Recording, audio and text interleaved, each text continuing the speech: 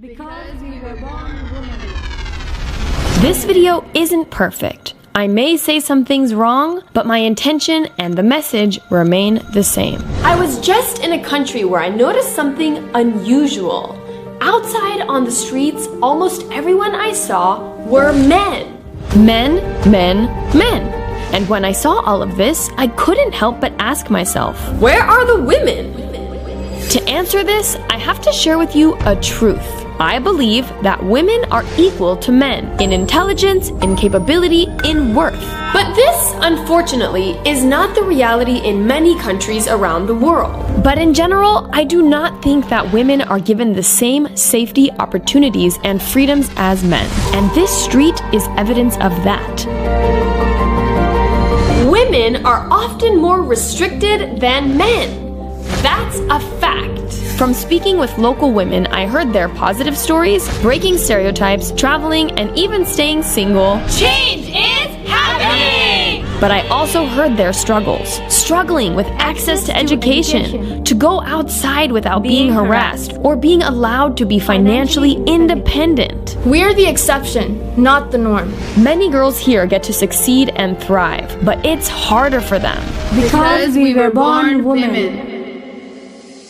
There are lots of reasons you don't see many women on the streets. Our families can be overprotective. They worry about our safety because they don't want us to be stared at or harassed. Families are also scared to lose their honor. If they simply go out past dark, it's shameful and can be considered whorish or loose behavior. And the simple act of staying out late can ruin the reputation of an entire family.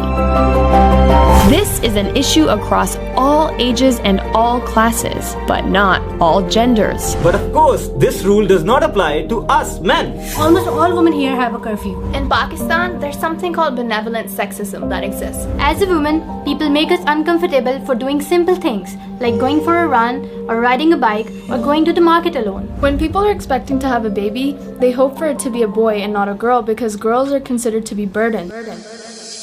And just because you don't live here in Pakistan doesn't mean it's not happening near you. And I think the message they all want to share is very simple. We want to be able to live the same lives as men. The same opportunities, the same rights. We want to be able to go out with our friends at night without our families worrying about our safety. We want to travel, and sometimes even alone. We want access to education. We want to be able to leave the house without having to ask for permission. We want to be able to walk safely on the streets. We want to experience true freedom!